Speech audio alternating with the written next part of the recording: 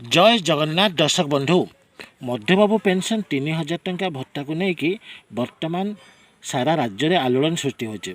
एपटे नुआपड़ा उपनिर्वाचन सरकार देथिबा प्रतिश्रुति कौन पालन करेंगे जितेबाला नुआपड़ा प्रचार पर जाऊँ सरकार से लोक से पछरे बुली बुली पचारुंट आमको 3000 टंका भत्ता केबे देबे। सरकार कहते आचरण विधि उल्लंघन पर आचरण विधि कटिबा परे आमे 3000 टंका भत्ता देदेबू।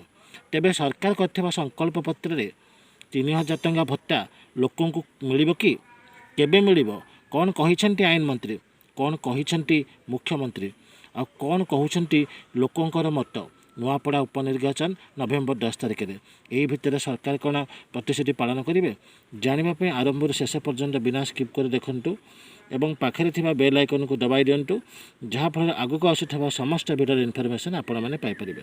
चलतु आरंभ करवा आज भिडियो। दर्शक बंधु 3000 टंका भत्ता ये हूँ बीजेपी सरकार सबुठार बड़ मेगा प्रोजेक्ट।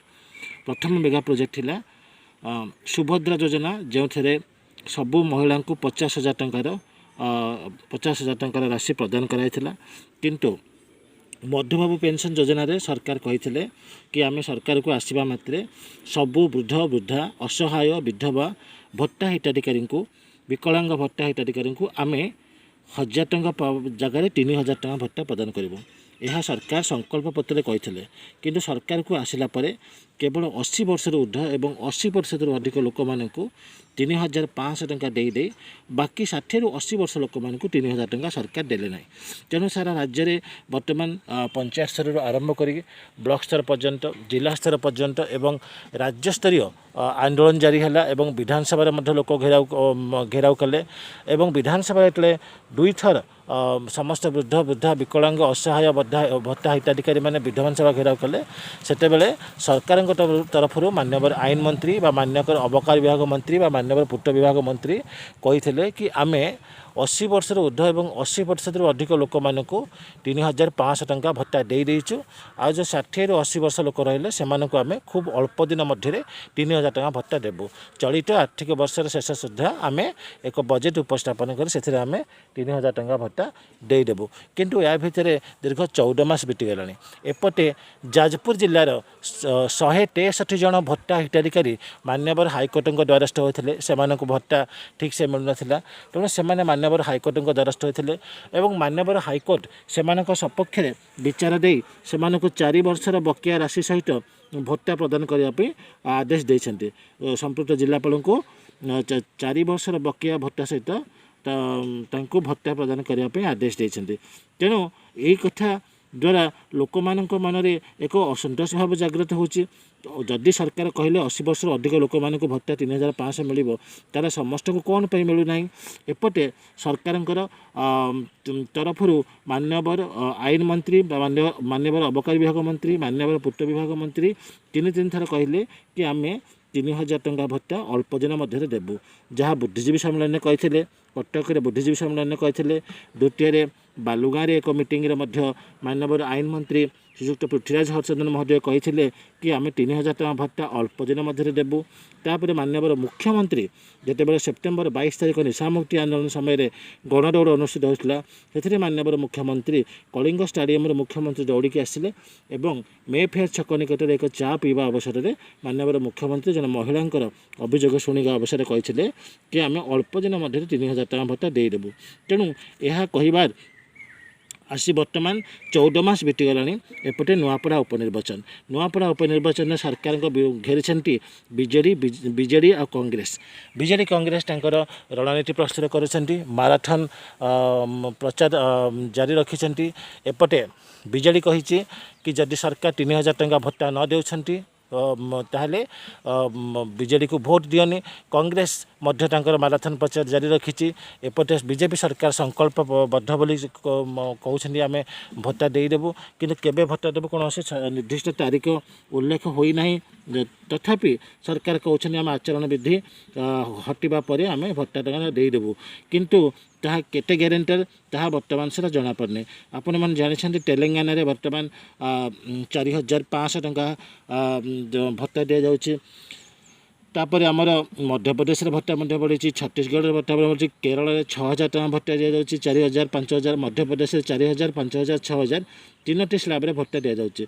सबू अन्य जो बीजेपी शासित अन्य राज्य मानक जितेबाला भत्ता वृद्धि करे लोक मान दिखाई ओडिशा कौन पर ये पातरंतर पालन कराऊँच। सरकार इलेक्शन पूर्वर जितेबाला निर्वाचन आसूँ निर्वाचन बेलू सरकार मन पड़ुଛି निर्वाचन पूर्वर ही 3,000 टका भत्ता घोषणा करने कथा। जितेबाला प्रथम आम जो राज्यस्तरीय सचिव बैठक बसला से आम चिंता कलु कि सरकार निश्चित भाव में ये बैठक में जो राज्यस्तरीय बैठक जो बसला से आम चिंता कलु कि निश्चित भाव सरकार जेहेतु आग को नुआपड़ा उपनिर्वाचन अच्छे निश्चित भाव में भत्ता घोषणा करेंगे 3,000 टका, किंतु सरकार 3,000 टका भत्ता घोषणा कले नहीं। ता बदल में जो आम आहार योजन सरकार व्यय बराद कले एवं एथिरे वरिष्ठ नागरिक मानक अणदेखा कले, जहाँफल बर्तमान सारा जो नुआपड़ा उपनिर्वाचन जहाँ बीजेपी सरकार द्वितीय निर्वाचन जो जितबार द्वितीय निर्वाचन एवं एथिरे बर्तमान लोक मैंने ताटी उठिले जदि आमको सरकार 3,000 टका भत्ता न दियंती ताहले आमे से मानक भोट देबुनी। कहीं ना यह हूँ जीवन जीविकार कथा। जितेबाला गोटे साधारण गोटे विधायक 2.5 लाख टंका मासक दरमा पाँच गोटे गरीब लोक 1,000 टंकार किभली भाव में चलो जहाँ स्वयं निजे आईन मंत्री अबकारी विभाग मंत्री पूर्त विभाग मंत्री निजे अनुभव कर हृदयंगम कर वरिष्ठ नागरिक प्रति सचेतन हो कहते कि आम 3,000 टका भत्ता अल्प दिन मध्य देवाई से बारंबार 3 थर घोषणा करछन्ती, किंतु अन्यबर मुख्यमंत्री कहला परे भी कौन से निर्दिष्ट समय सीमा तारीख कहूना केबे दिज्व अल्प दिन कहीकि आसी 13 मास 14 मास बीतीगलानी किंतु भत्ता बर्तमान से लोक मिलना। एपटे उपमुख्यमंत्री कहते कनक भूषण सिंह देव आम जहाँ प्रतिश्रुति देचु ताकू अक्षर अक्षर पालन करूँ, तेणु समस्ते कहते अक्षर अक्षर पालन करूँ। एपटे नुआपड़ा उपनिर्वाचन नवेम्बर 10 तारिख में लोकंर मत कौन रोचे, बीजेपी सरकार कौन बीजेपी सरकार कौन हारिब कि कौन हम कहीं लोक मैंने असंतुष्ट अच्छा बीजेपी सरकार एभली मनोभाव जो समस्त को सामान भाव में न देखी किसी लोक पातरंतर नीति कराऊँच, जहाँफल लोक मन जो असंतोष भाव जागृत होती कौन नुआपड़ा उपनिर्वाचन में खराब फल देव कि। तेणु रहिला बाकी केबे उपनिर्वाचन सर केबे फलाफल बाहर एवं तापर लोक मानकर मतामत बीजेपी सरकार प्रति कौन अच्छी। अन्य राज्य मानक जितेबाला 4,000 5,000 6,000 भत्ता दिखाऊँगी ओडिशा सरकार कहीदे बर्तमान सुधा नदेवा केते दूर से नुआपड़ा उपनिर्वाचन में फलाफल हम से अपेक्षा रहा निर्वाचन फलाफल को से पर्यंत आपण मैंने अपेक्षा करूँ एवं तापर जदि बीजेपी माने पश्चातपद होची निश्चित भाव आग को पंचायत निर्वाचन में लोक मैंने यार कड़ा जवाब देवे। लोक मैंने बर्तमान नुआपड़ा ताटी उठिले केतेबेले जिते भोट देवाक जो प्रचार करने को जाउछंती बीजेपी दलर लोक मैंने से घेरी पचारुछंती कि आमको भत्ता केबे देबे आम भत्ता कही केबे देबे। तेणु यह हुए तो लज्जाजनक कथा जदि सरकार दे था से केबे हेले पार्टी भिटे माने से पचार न। तेणु आज भिडियो एतिकी जदि रहुची। जय जगन्नाथ।